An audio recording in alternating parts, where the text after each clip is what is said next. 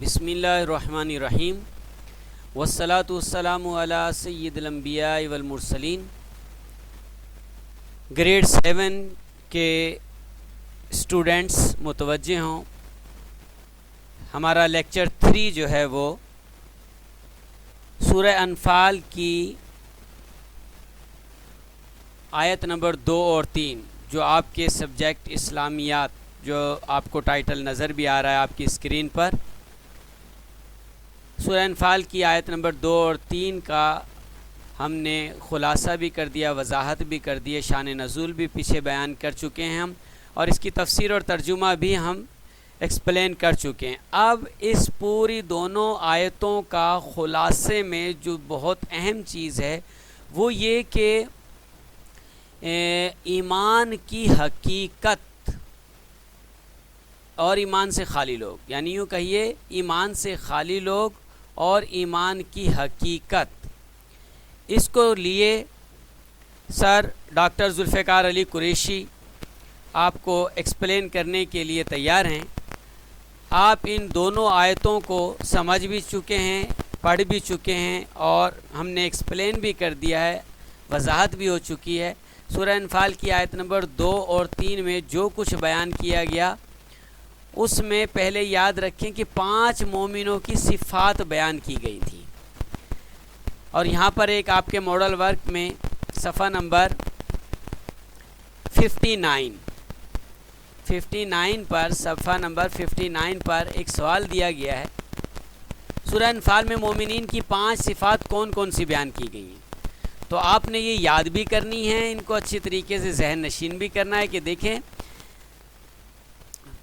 جواب یہ ہے کہ سورہ انفال میں مومنین کی مندرجہ ذیل 5 صفات بیان کی گئی ہیں۔ نمبر 1، جب اللہ کا ذکر کیا جائے تو ان کے دل ڈر جاتے ہیں۔ نمبر 2، جب قرآن کی آیات پڑھی جائے تو ان کے ایمان میں اضافہ ہو جاتا ہے۔ نمبر 3، وہ ہر حال میں اپنے رب پر بھروسہ کرتے ہیں۔ نمبر 4، یہ لوگ نماز ہمیشہ قائم رکھتے ہیں۔ نمبر 5، جو رزق اللہ نے انہیں دیا یہ اس میں سے خرچ کرتے رہتے ہیں۔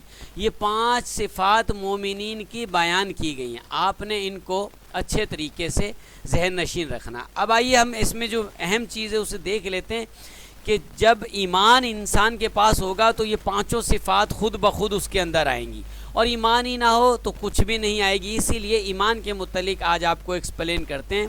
یہ دیکھیں آپ کو ہیڈنگ نظر آ رہی ہے، ایمان سے خالی لوگ اور حقیقت ایمان۔ یہ کیا ہے؟ حضرت سیدنا ابن عباس رضی اللہ تعالی عنہ فرماتے ہیں مومنوں کے دل میں نہ فریضے کی ادائیگی کے وقت ذکر اللہ ہوتا ہے، منافقوں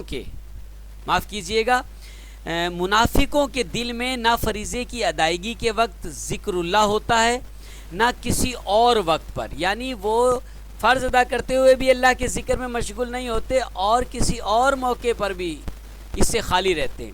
نہ ان کے دلوں میں ایمان کا نور ہوتا ہے، نہ اللہ پر بھروسہ کرتے ہیں، نہ تنہائی میں نماز پڑھتے ہیں، نہ اپنے مال کی زکوٰۃ دیتے ہیں۔ ایسے لوگ ایمان سے خالی ہوتے ہیں۔ گویا کہ یوں کہیے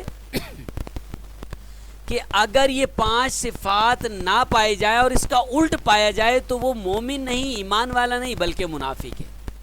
لیکن جب کہ ایماندار ان کے برعکس ہوتے ہیں، ان کے دل میں یاد الہی ہوتی ہے، یاد خالق سے ان کے دل کپ کپاتے رہتے ہیں، ڈرتے رہتے ہیں، دھڑکتے رہتے ہیں، فرائض وہ ادا کرتے ہیں، آیات الہی سن کر ایمان ان کے چمک اٹھتے ہیں، تصدیق میں ایمان ان کے بڑھ جاتے ہیں، اور وہ اپنے رب کے سوا کسی پر بھروسہ نہیں کرتے، اللہ کی یاد سے تھر تھراتے رہتے ہیں، اللہ کا ڈر ان میں سمایا ہوا ہوتا ہے۔ اسی وجہ سے نہ تو حکم کا خلاف کرتے ہیں وہ، یعنی وہ اللہ کے حکم کے خلاف بھی نہیں کرتے، اور نہ منع کیے ہوئے کاموں کو کرتے ہیں، یعنی جو کام اللہ نے منع کر دیے وہ بھی نہیں کرتے۔ کیوں؟ ان کے دلوں میں خوف الہی بیٹھ جاتا ہے۔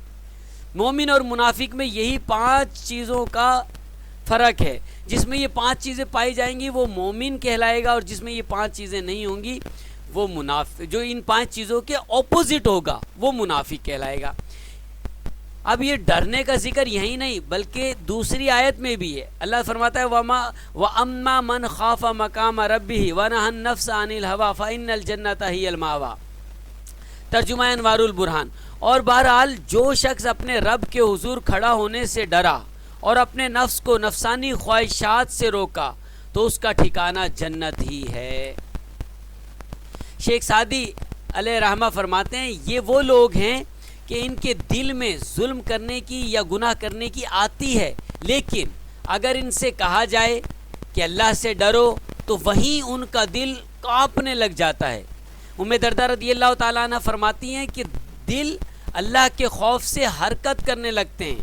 ایسے وقت انسان کو اللہ عز و جل سے دعا مانگنی چاہیے۔ جس وقت دل دھڑک رہا ہو خوف الہی سے تو اس وقت دعا مانگنی چاہیے۔ ایمانی حالت بھی ان کی روز بروز ترقی پاتی ہے، بڑھتی رہتی ہے۔